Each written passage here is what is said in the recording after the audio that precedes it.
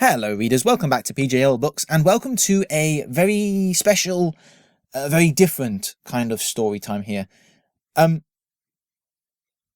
years ago, almost to this day, it was the Higashi Nihon Dai Shinsai, known in English as the Tohoku earthquake, the Great East Japan earthquake, the Sendai earthquake.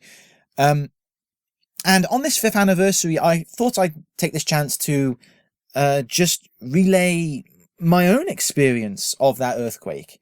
As you can probably tell already, I haven't really prepared anything for this, so it's going to be a bit more rambling, more rambling than usual, a bit less meditated. It's going to be a bit more meandering. There you go. Meandering is what I meant. So apologies if I repeat myself or I kind of go off on tangents, but yeah. So just to start things off, the earthquake was in March 2011, but I actually came to Japan to live back in March 2010, so almost a year before then. The reason for that being is I first came over to work as an English language teacher, an assistant language teacher, and the school year in Japan runs from April to April, meaning that when it rolled round to the next year, and the earthquake hit in March, it was almost the end of the school year. And I was coming to the end of my first year in Japan. Now, when I first moved to Japan, I'd always told myself, I'm going to be here for 2 years. 2 years, and then I'm going to call it quits, move back to the UK. That didn't happen. I've now been here for 6 years, but that's a different story. But anyway, yeah, after my first year, I was thinking to myself, okay, second year, do I want to stay in this little town of 10,000 people, or do I want to move to another area and see another part, well, live in another part of Japan? Because I've been traveling around, of course, but I wanted the living experience. So at that time in February and early March, I was in discussion with my company as to if it's possible to move to another area within not the whole of Japan, but within the Kanto region. And I was actually penciled in to move to another part of Japan. I mean, if I showed you on a map my first placement, the town of 10,000 people, and this other one, you'd think it was really close, but like, it just looks really close on a map. But in actual terms, it's like 70 kilometers, an hour and a half train journeys different. So fairly sizable. That was the case up until March 11th. I was in talks with the company and considering my future. I mean, I was on the fence really. Like I was thinking, do I want to leave the school? I like it here. I like the community, and I don't want to leave these great students after just 1 year. But I was, trying to think of a way around that, trying to balance it out with what I wanted to achieve in Japan. And when March 11th rolled around, it was a Friday afternoon. It was just like any other Friday afternoon. And well, there was no sixth period. There was no last period on Friday. So students were already in the corridors, bustling around and cleaning. It was cleaning time. Because it was Friday, there was this bustling, cheerful air about the place. And everyone was looking forward to the weekend.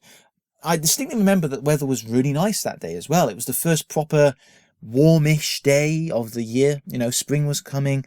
And, everyone was looking forward to the weekend, including me. I had plans to go and meet my friends up in Mito for the Ume Matsuri, the Plum Festival. I was in the staff room at the time when the earthquake hit. I was helping students stationed there to clean up. There were a couple of students pulling the vacuum cleaner around while I would pull out the chairs from under the staff table so that they could sweep under them. Then I heard a word. Jishin. Earthquake. I looked around, and the curriculum coordinator teacher, he was pointing out one of the telephones that stood on a plastic stand. And it was shuddering. Now, it wasn't a big deal for the first few seconds. Earthquakes are a part of life in Japan. I'd felt earthquakes a few times before then, of course. I think if I recall correctly, that was the first, strangely enough, it was the first earthquake I'd really properly felt at school. So it was kind of like an interesting moment. You know, it wasn't like an earthquake. It was because there's been lots of minor, inconsequential earthquakes before then. It was only when you noticed that this earthquake was persisting, not only persisting, but getting stronger. And then eventually one of the teachers shouts a very quiet teacher says very clearly and firmly, "Get under a desk." Did I register that it was serious? I can't describe to you what an earthquake feels like unless you felt it yourself. I mean, in actual terms, the whole school building felt like it had broken off from its foundations and was sliding about on marbles back and forth for about 2 minutes, 2 or 3 minutes. I know it doesn't sound like a long time, but it felt like the longest 2 or 3 minutes of my life. And it's not so much the earthquake itself, so much as what it does to you. It makes you feel completely disconnected from anything solid. You know when you're on a roller coaster, and just as you go over the edge, you have that nasty kind of plunging sensation in your stomach. You know that feeling? Imagine that lasting for 3 whole minutes. It's not pleasant. I mean, there was the added effect that even with my own complete lack of experience with earthquakes, really, I knew that at that time, as I was sitting under that desk, that I was experiencing one of the biggest earthquakes in Japan's history. I just knew it instinctively. And I knew there and then that this would be national news. I didn't think it would be international news at the time, but I knew national. And I was in the middle of it, right there, right now. And it was weird. Like, it wasn't a thrill. Let's get out of the way right now. It was not a thrill, because thrills are positive things. You know, adrenaline, endorphin. You know, thrills pump you up. They make you feel powerful. But this was the opposite of that. It was an anti-thrill. I didn't feel powerful. My heart raced, and I felt very aware of myself and my surroundings, but I felt weak and useless and tiny and insignificant up against Mother Nature at her most cruel. I was stuck in the middle of something big, and there was nothing that I could do. Nothing that I could do but just hold on and hope. Hope that the building didn't come crashing down. And it did feel like the building was going to come crashing down. It did. And it's not an old building. The school is fairly new. And that's the best I can put it into words, really. I mean, this is me just meditating after the thought and recalling it in hindsight. But at the time, just all these emotions just crashing around in your head. And I suppose the main one really is, oh God, please let me live. Just please let me live. Then slowly the shaking tapered away. I couldn't be sure if the shaking really, like, fully 100% stopped, because my body was still shaking. I mean, there's no reason or rhyme to earthquakes, and we didn't know if another one would hit, like, straight away, but it didn't. And we gained enough of a moment, at least, to just come out from under the tables and look around at each other, dumbstruck at just what had happened. And one of the teachers gained enough sense to grab the remote control and turn on the TV in the staff room. Straight away, there were newscasters in hard hats, and the construction sites, those hard hats, they had them on in a studio. The whole studio was in a frenzy. Like, there were people running around in the background carrying papers, and what they do on the Japanese news is they shrink the actual screen away into a corner, so they have space at the bottom at the right hand side of the screen for information. And when there's an earthquake, they'll scroll the places affected in the right hand column and information at the bottom. They couldn't fit all of the information on the screen because all of Japan had been hit by the earthquake. prefecture after prefecture, area after area scrolling by with levels of earthquake strength all the way from the top of Hokkaido right down to the west of Japan. And in the corner, there was an actual map of Japan showing like tsunami warnings. Now, what they do is they highlight the coast of which coast is being affected by a potential tsunami. Yellow if it's kind of caution, red if it's warning, right? And the whole of the Japanese coast was highlighted in red, like the whole thing. It was just an outline. It looked like the whole country had been quarantined. And, you know, my Japanese wasn't great at the time. It hasn't changed much, but I could understand much. I could understand enough to understand that they were basically saying tsunami warning, head to higher ground.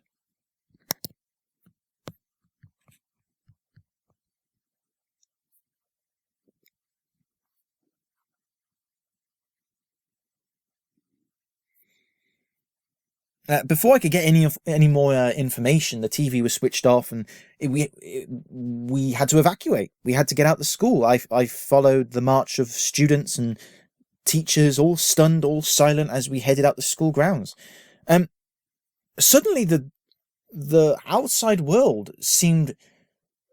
It sounds weird to say this. It just seems so much more antagonistic than I had before. I mean, merely minutes ago, it had been a warm Friday afternoon and everything just seemed happy and the world was right. Now it was, I swear, it was now cloudy and it was cold and there was this bitter wind blowing. Nothing felt right anymore. We went out into the playground area and all the students sat on the floor in their class rows, and they huddled there just to stay warm because it had gone cold now. There was no time, of course, to go and grab your coats and layers. We had to get out straight away. But there was no outward displays of panic. But I won't say that people were calm. I'd say there was more of like a brittle tension. You know, people were on edge, understandably.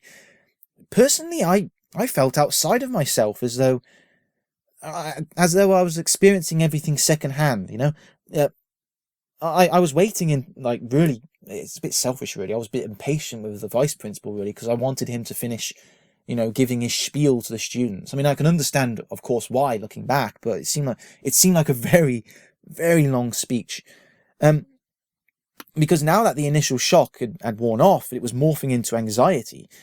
All I knew at this point was that there had been a massive earthquake. That's all I knew. And that there was a tsunami warning.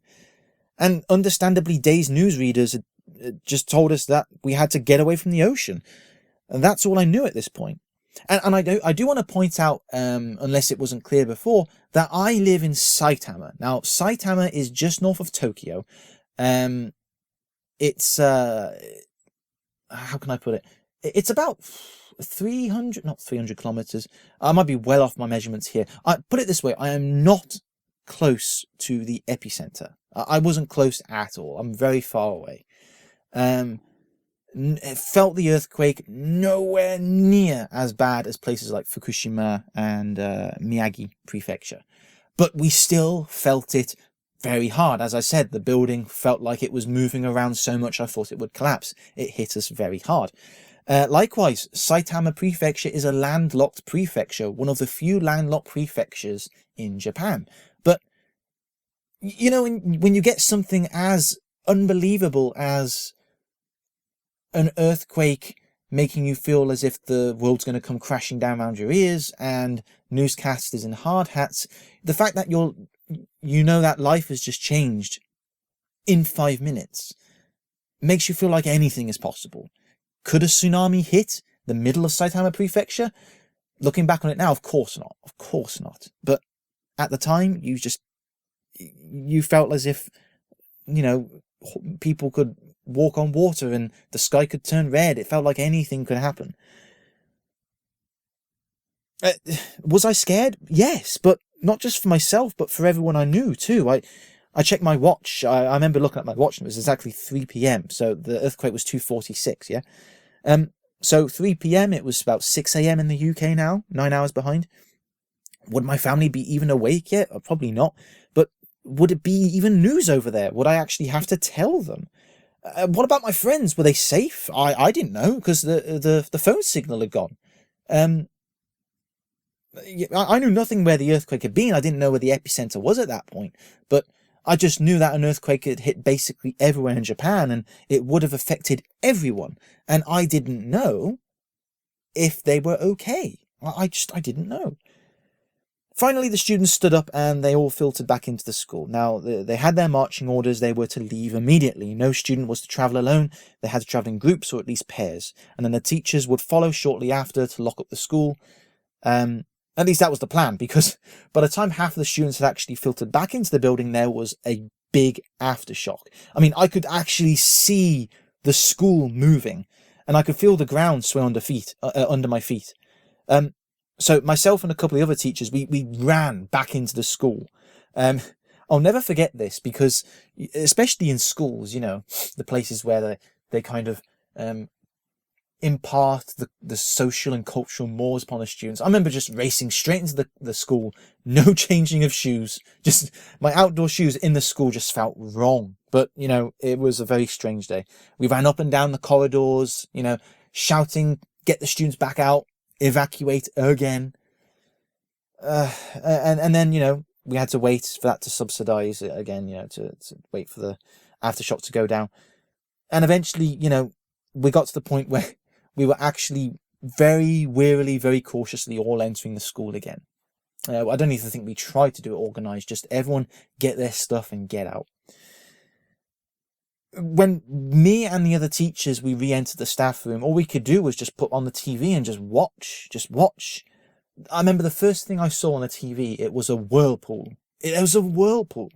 It was just water charging down streets like a flash flood. There were cars being tossed about like toys, and there were people stranded on rooftops with water lapping by their feet like it was a lake. I could just about make out some of the basic facts that were finally starting to come through. It had been an estimated 8.5 magnitude earthquake off the coast of Miyagi Prefecture in northeast Japan. So I finally had an idea of where it was local-wise. So east, northeast. There were tsunami warnings in place of over 10 meters in pretty much everywhere. And there was already a death toll. There was already a death toll, and it was already in double figures. And I remember thinking to myself, a double figure death toll, oh my goodness, that is high. That's what I thought at the time. I and many other teachers, we reached for our phones, again, seeing if we could get through. Nothing was coming through yet. Because, we all had friends and family to check up on, but we all hit the same snag. We couldn't make calls. I don't know if it was because the earthquake had knocked out communications, or because, all the lines were jammed of all the millions of people in Japan trying to do the same thing, but it was out. And again, I felt that sensation of just feeling completely and utterly helpless, like just something tiny in the middle of something big that I couldn't control. And especially when you're being cut off from people that you care about, and you're worried about their welfare and their safety and wanting to get through to them. Finally, there was a lot of bags being zipped up and jackets being thrown on, and it was time to go. We had to get out. It was time to go home, and because it was Friday anyway. So even Japanese teachers would typically come in on the weekend. I think we all know instinctively that we should stay away until the next working week. And never before have I been as frustrated with the slowness of my bike as I had then. I biked to work. I biked to school. It was a 4-kilometer bike ride between that school and where I lived. I don't mind a 4-kilometer bike ride. It was fun. It was going through the countryside, and it was good exercise, but, it felt slow. I just wanted to get home. I wanted to get on the internet. I wanted to get in touch with my family and friends, and I didn't know what the state of my apartment would look like. I felt this building being moved around and shifting around, so surely things have been ruined in my apartment. So that was playing on my mind. But the journey back felt normal. Like, cars were still going back and forth. The post office was still open. I remember that.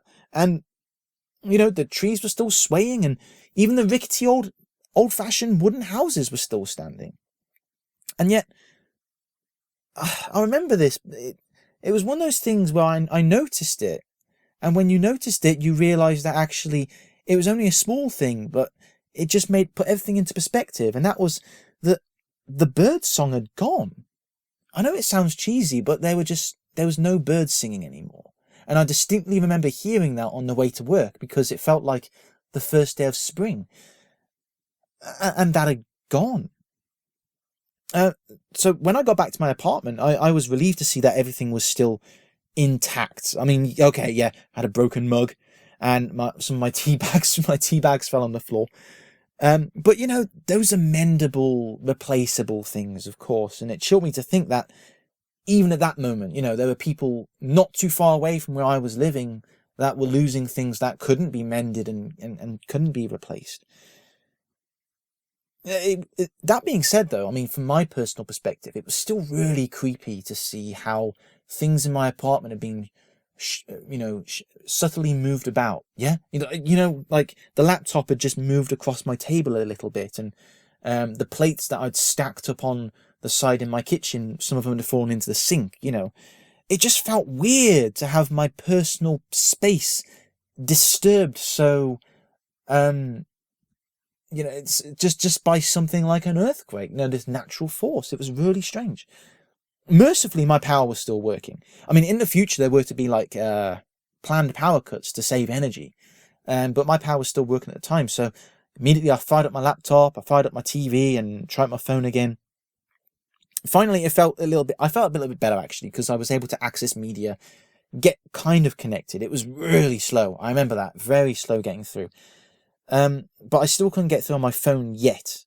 But it was better than having nothing. And I just remember watching NHK as I kept trying to log on to the internet over and over again, just watching with numb horror as, the death toll just kept climbing. And, even after the event of the earthquake, with the facts still blurred, the facts that were there were still changing. Like the 8.5 magnitude earthquake was now, escalated to 9.0. Making it the largest earthquake Japan has ever experienced. And the tsunami warnings, which were like, I think initially 10 meters, that had gone up. That had definitely gone up. I can't remember what the number was at this point, but it had definitely increased in the most critical areas. Finally, I got through to my family on the phone, who, well, we were equally relieved and tearful. I was quickly relayed. Here's the thing. When I first moved out of Japan, I was under the impression that I was going to be living in a city called Tagajo. Now, Tagajo is just on the outskirts of Sendai. Now, you probably know where Sendai is now, because that was one of the major places that got affected by the earthquake. Now, when I actually arrived in Japan and went through my training, the details that were put in front of me said that I had a last-minute change, very apologetic, and they said, this is the deal. And I was fine with that. I'm in Japan. That's all cool.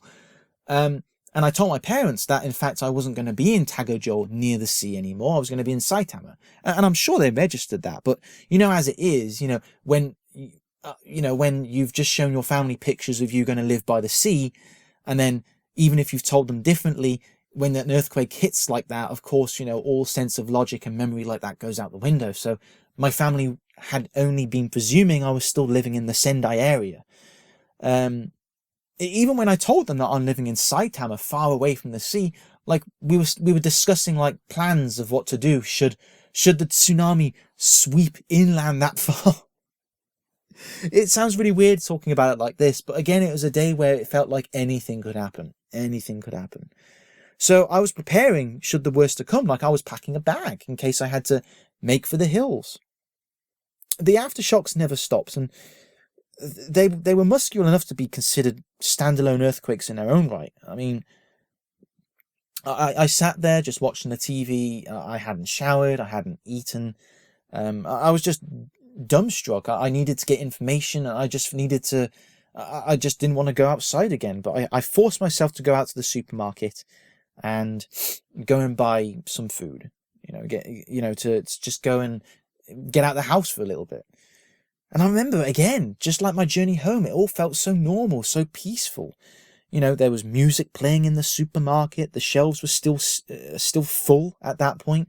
There were to be food shortages later down the line, from severed connections of supplies and panic buying, but at that time it was still okay. The cashier greeted me as normal. Only the occasional shudder just reminded me of what had happened. It was really, it was strange, because it was hard to think that at that time, when I was walking around the supermarket just buying orange juice, that there were people really comparatively very close to where I was at that point who were going through hell. They were going through hell. And then the night wore on. You know, I managed to eat, but I couldn't sleep. But I had to force myself to go to sleep, turn in for the night. I think it was about 1 a.m. where I finally turned in. I left the TV on.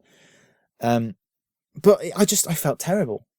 I felt absolutely terrible, because how could I go to sleep at a time like this? How could I do something as comfortable and normal as sleeping when people were having their lives erased by a tsunami and an earthquake? And this was before all the Fukushima stuff kicked off. I'm going to get to that in a moment. But finally I fell asleep. But that feeling of helplessness that was kicked off by the initial shock, it evolved as time went on, because the worst part of the whole thing for me was just the relentlessness of the whole experience.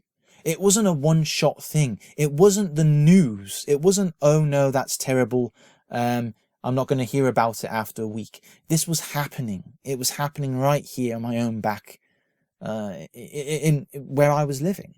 You know, the aftershocks just continued on and on, like aftershocks that were big enough again to be their own self-entitled earthquake, and it just wears you down.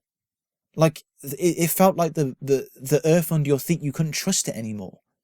The food that you expect to be on the shelves in the supermarket, you can't trust that to be there anymore. Nothing felt right. Nothing felt like you could rely on it. It was a very strange feeling, and again, I felt like a horrible person for even feeling like I should feel bad about it. Because, again, I was in Saitama Prefecture. I felt the earthquake. I experienced the earthquake. I was scared by it, but I was not injured. I didn't lose anyone. I didn't lose anything.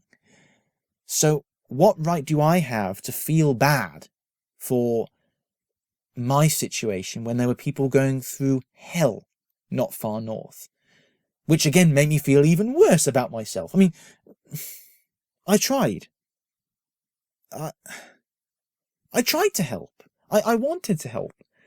But I couldn't do any volunteer work because, again, it was a changing contract with my job, and I couldn't commit time really to do anything because it was a time of upheaval for me personally. And again, the language barrier. You know, my Japanese was not very good at the time. It still isn't enough, I think. But I feel like if I had the Japanese ability I have now, if I had it back then, I could have done something. I couldn't do anything like donate blood because of a technicality. Because 20 years, I think there was a rule. I think it said, because the UK had experienced mad cow disease 20 years prior, I was not eligible to donate blood. I mean, mad cow disease had not affected me in any way. You know, I didn't contract it. I had nothing to do with it. It just happened. But because of a technicality, I wasn't able to donate blood either. So I felt completely helpless.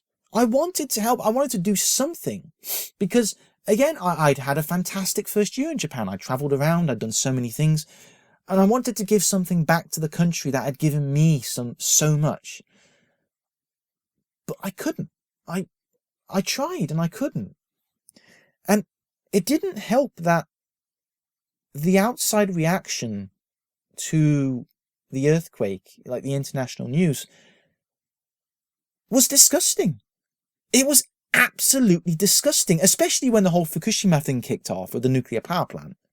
Because not only did that become the main headline, but people seized on that and piggybacked on that to such a degree that, well, put it this way, when the earthquake, well, the earthquake and the tsunami became the secondary news story, Like, that had happened, but everyone has an opinion on nuclear power. It's something that everyone is scared about and many people know very little about. So you've got people who are now using that whole Fukushima news and saying, "Ah, nuclear, scary, woo," like pulling the, the boogeyman out from the closet. It's ridiculous. People using that saying, "Well, now you can hoist this up in the fight against, nuclear and all that anti-nuclear stuff." And when the whole Fukushima nuclear power plant thing started to calm down and it started to ease, or at least the next major news story went on, people thought that the situation was getting better because Fukushima was getting better. It's like, well, no, people are still without houses. People are still dying.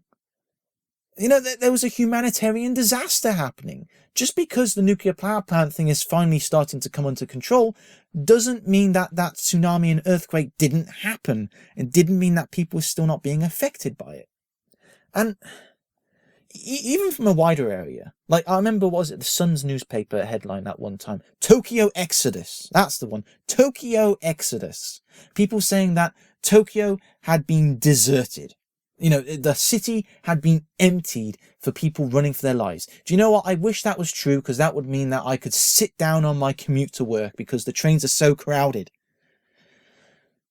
It's just untrue. I think that the one article, I think this has become a bit infamous now in circles, was that there was this woman, I think she must have had mental problems, and if it's true. If it wasn't true, then it's obviously just fictional, saying that she was scared to leave her house, that it was hell on the streets, hell on the streets in Tokyo.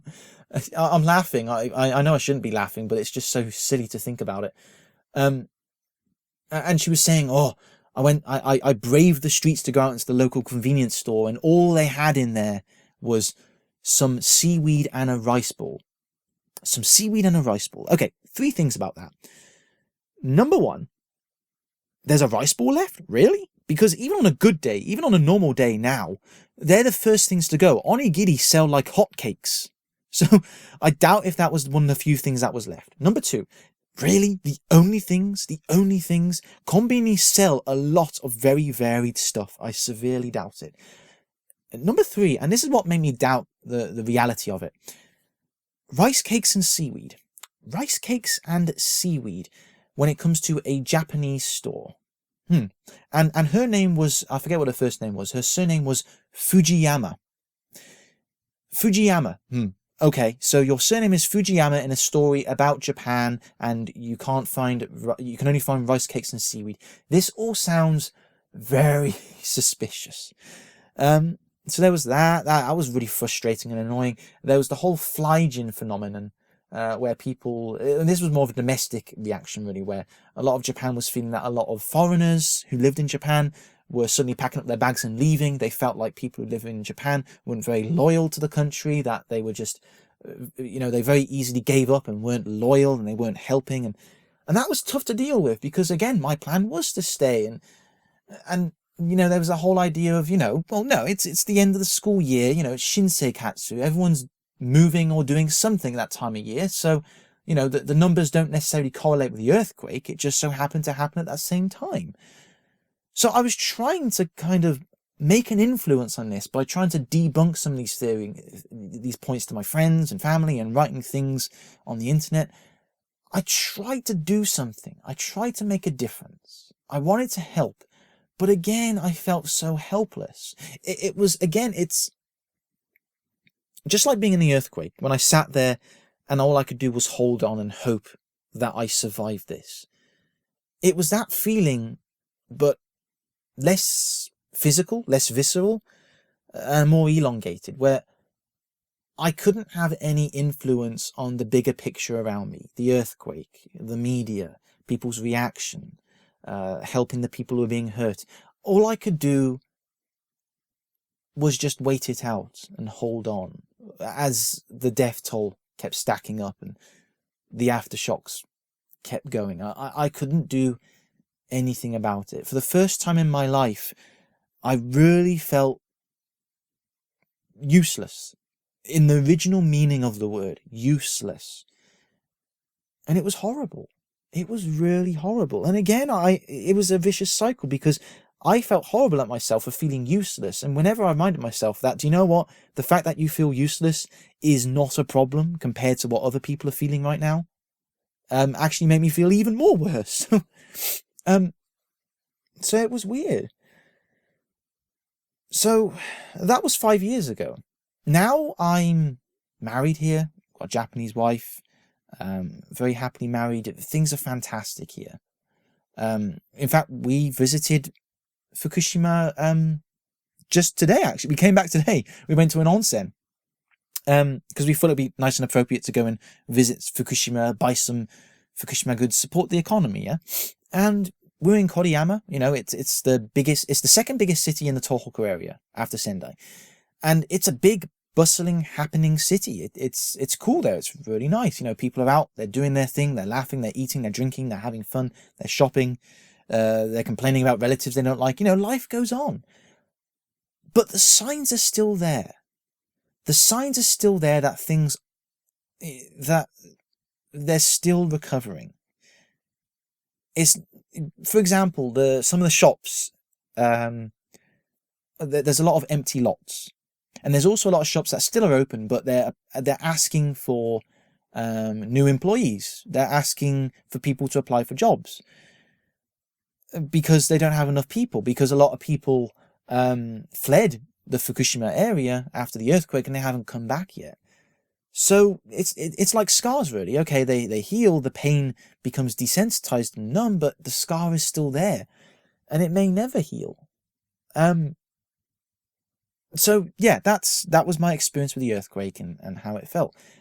The weird thing is, as a storyteller, as someone who writes their own stories, I want to give you my own resolution to this. I want to give you like a neat summary to wrap things up and say, you know, this happened and this is how I dealt with it and things are great now. And I tried, actually, as you saw, I tried to say I'm married, I'm happily married, and I am. It's true, but it's not really related. All I can say is that I never really found peace with the whole earthquake thing. You can't really, for something like that, for something that you can't reason with, because earthquakes have no reason or rhyme. There is no pattern to them. They've tried to find a pattern. They try and predict them. They can't. It's impossible. It's Mother Nature. So it was a thing that happened in my life that I never really I had no control over. It just happened. It was just something that happened in my life that, you know, of course it didn't impact me as much as other people, but it impacted me nonetheless. And I can't give you a resolution. I can't say that I managed to do something. Well, I'll tell you what, how about this one? I actually decided after that I was going to stay in my little town. I wanted to connect with the community. I wanted to be there for the kids, for what it's worth. As some foreigner who had just arrived a year before, for what it's worth, I stayed in that town for 1 more year because I wanted to be part of the community. I wanted to stay there. I didn't want to be disappearing out of their life just yet. So that's something I did, and I hope that made a difference. I hope that some of the kids who went to that school understood that was part of the reasoning, the influence.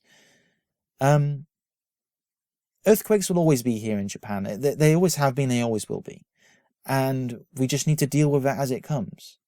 But it's always a reminder that we're never really fully in control of what happens in life. It's a very stark, painful reminder. And on days like today, like on this anniversary, there's always that timely reminder that, you know, we should value what we have. And we should always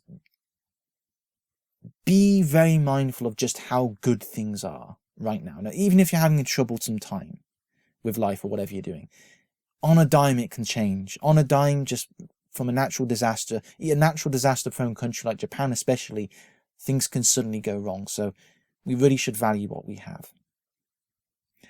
And that's it for today's story time. Thank you very much for listening, readers. I hope you got something out of that. I won't say enjoyed, but maybe you did enjoy it. But that was my experience of the earthquake. Thank you very much for listening, readers. And if you like this, please hit the like button and leave a comment if you wish. But I just want to say thank you very much for listening in general, and thanks very much for supporting me and listening to all of my blogs and videos. Really appreciate it, and I hope we can keep this going for even longer. Thank you very much, and see you next time. Bye bye.